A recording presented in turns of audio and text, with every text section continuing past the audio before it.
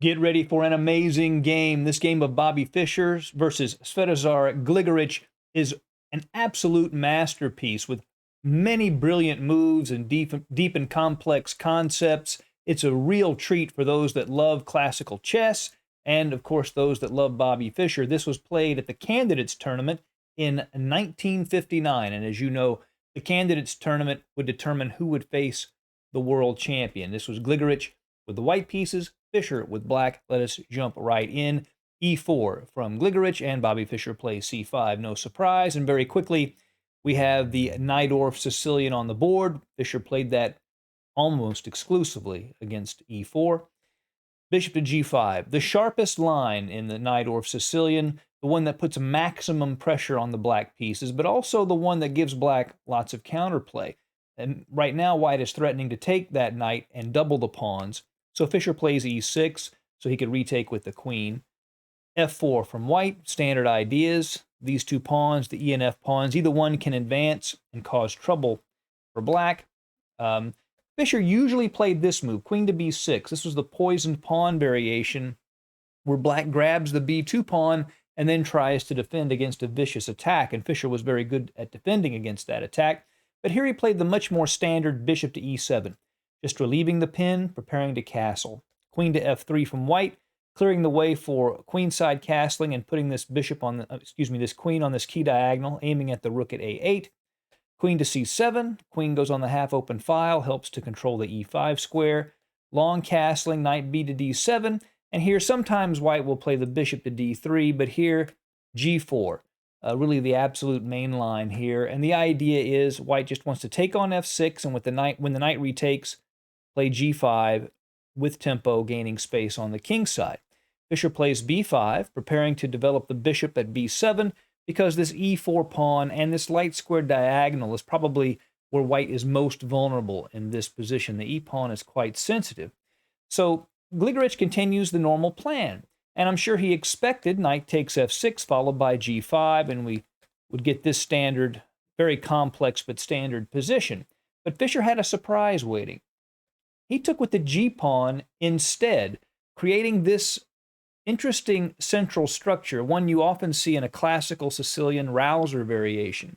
And this pawn structure is vulnerable and weak in many ways, but it is also strong. It controls a lot of key squares, and black has the bishop pair, which could become an issue as the game progresses. In this position, white plays F5. This is a standard idea. To attack this E6 pawn and square, hoping that it might advance to D5 and then create a weakness, to E5, and then create a weakness on D5. So white will often put as much pressure on E6 as possible in these structures. The downside of F5 is knight to E5. This E5 square becomes a nice resting place for Fischer's knight. The queen shifts to H3, still keeping an eye on E6, but the queen also might go into H6 and pressure the king side. And here Fischer makes a very brave decision. He castles kingside. That looks like an unsafe place for the king, but Fischer seems to be banking on the idea that in order to attack, white would have to decentralize his forces, and then he would counterattack in the center of the board. Knight C to E2. Again, the idea is to go to F4 and pile up on this weak E6 square, that vulnerable E6 square. Fischer plays the king to H8, basically preparing to shift his rook to G8 to help control the G file. Knight to F4, continuing the plan, aiming at E6, rook to G8. And here, Gligoric plays rook to G1, defending G4. More obvious, and maybe even a little better, I don't know, is to go ahead and take on E6. The reason he didn't do it probably is because of this variation. Fischer would probably play this idea, queen to C8, with an X-ray attack against G4. But white does seem to be a little better after this. The knight comes back to D4. Then when queens come off, knight to F5. It's still complex, but white's probably a little better with a nice knight on the F5 square, threatening to take on E7. But Gligoric avoids that complication and just plays rook to G1. And here Fischer plays a risky but strategically correct move, D5. Again, he wants to counterattack in the center and open the position for his bishop pair. The only thing is, his king on h8, things are opening up a little bit there too, but this is strategically correct, even though it looks a bit risky. Gligorich goes ahead and takes on e6, and black does not want to take on e6 here, because then after ed5, knight d5, white has a dominating position with this knight on d5 hitting the queen and the bishop.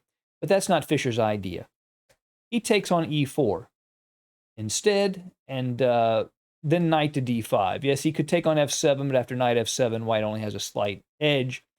But knight to d5 is Gligorich's idea. That knight gets on this very nice square, hitting the queen, putting pressure on the bishop. Fischer plays queen to c5, staying in contact with this bishop, anticipating white's next move, which was to take. Queen e7. Now here Gligorich plays knight to f5. It really looks dangerous for black, but Fischer keeps finding these creative ways to get a decent and playable position.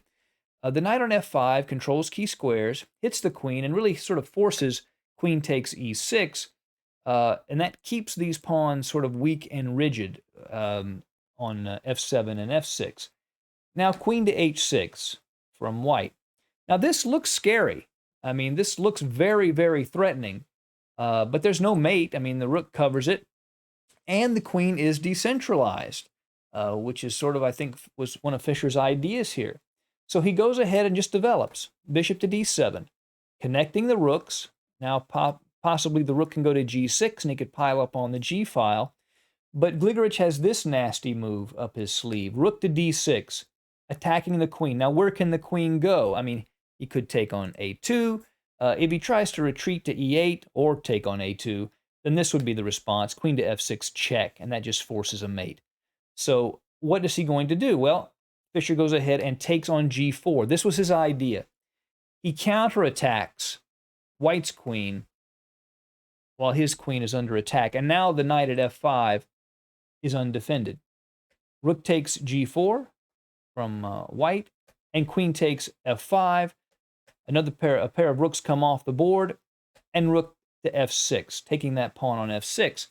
Now Gligorich, this rook defends the bishop at f1. Attacks the queen and also attacks the f7 pawn. So Fischer plays queen to d5, keeping that f7 pawn under control and also putting some pressure on a2. Rook to d6 from Gligorich, attacking the queen as well as the bishop. So queen to f5. Now instead of playing the queen back to d5, which would probably lead to a draw and a repetition, Fischer plays queen to g5 check. He wants to play on. Queen takes, rook g5, and rook to f7. So in this endgame, it's equal material, and the bishops are of the same color, but Fischer is putting his stock in this advanced e-pawn. But that's a little tricky, because white can create a pass pawn on the queen side. Bishop to g4. This bishop could anchor itself at f3. It could also go to h5 and g6 and defend the e4 pawn that way. King to d2, and now bishop to f3. The bishop moves and is defended by the pawn at e4 and defends the pawn at e4. King to e3, rook to g1, attacking the bishop. Obviously, it would be a big mistake to play bishop to e2, because then Fischer would just win the bishop by pinning it. A move like king to f2 and just rook to h1, threatening the h2 pawn, and this is a sharp but equal position. Bishop to h3. Activating the bishop, threatening to go to f5, attacking the h7 pawn. Rook to e1 check, king to f4, bishop to d1, attacking c2 and clearing the way for the e-pawn to advance. So Fischer's e-pawn does look quite dangerous. But now Gligorich uses a concept that is very instructive and very smart. He plays king to e5. What he's doing, he's using Fischer's own pawn against him to protect him from checks from Fischer's rook. So this is a very powerful idea, and now his king can advance while Fischer's king is still stuck here in the corner. But Fischer has this e-pawn advancing quickly.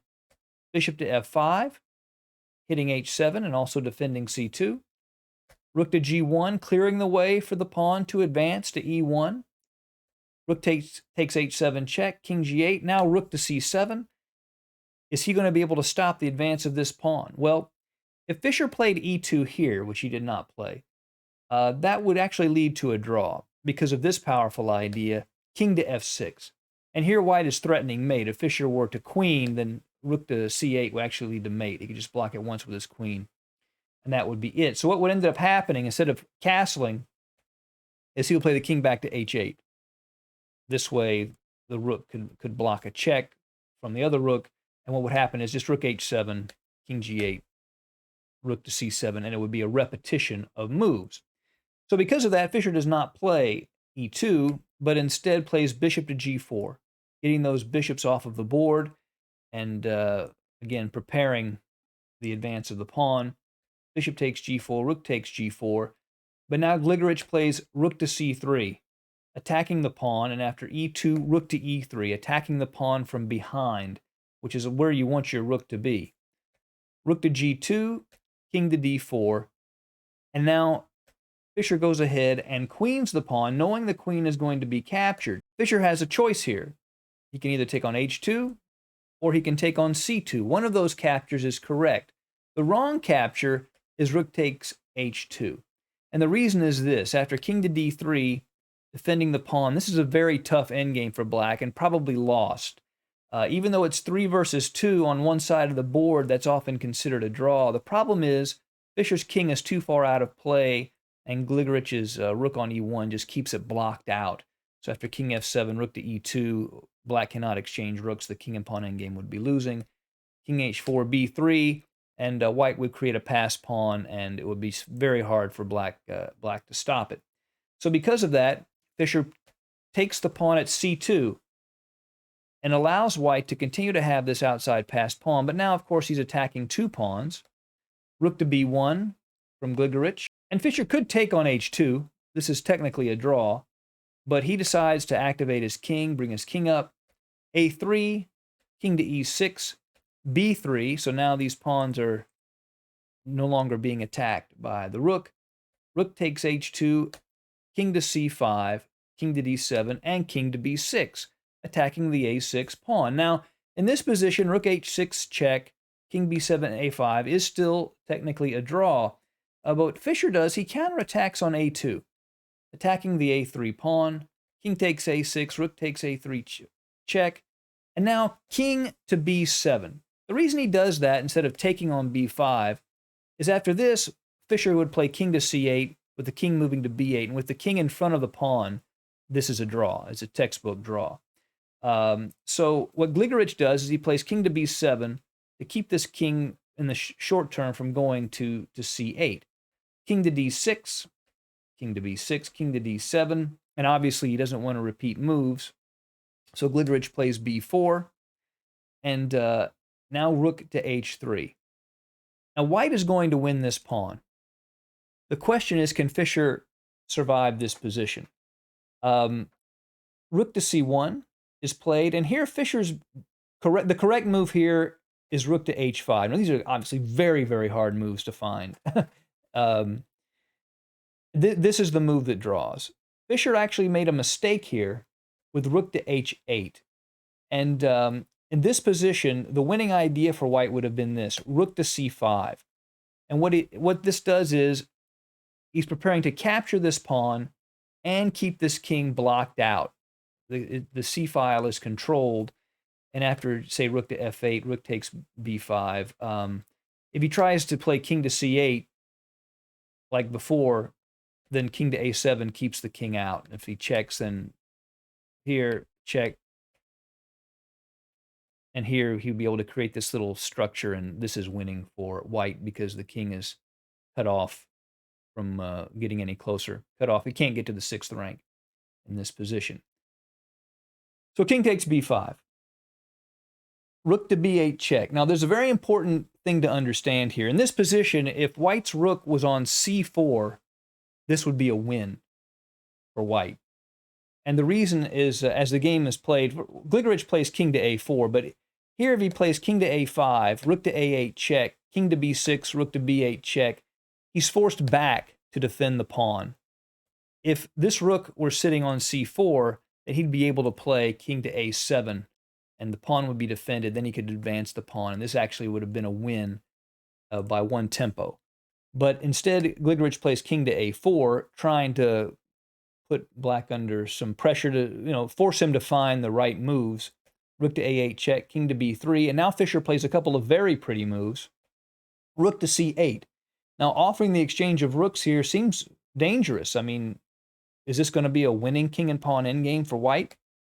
Rook takes c8, king takes c8. Gligorich plays king to c4. Now, this position is actually a very famous position. And if you've ever looked at an endgame book or video that covers king and pawn endgames, you've probably seen this position before, often as a test position. There's one move that draws, and Fischer plays it. You see what it is? That's right. Boom. King to b8. The reason is there's no way to prevent black from getting the opposition here. Opposition is a complex concept. I can't get into it here if you're not familiar with it, but basically it's a way one king dominates another king. And if king to c5 is played, king to c7 creates the opposition. And if king to b5, king to b7 creates the opposition.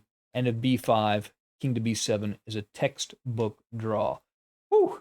Now that is one fighting game of chess. So after king to b8, the position was agreed, a draw. Two giants of chess, Fischer and Gligorich, and you can really tell the difference when two truly great players play each other. Thank you for joining us at Chess Dog. See you again soon.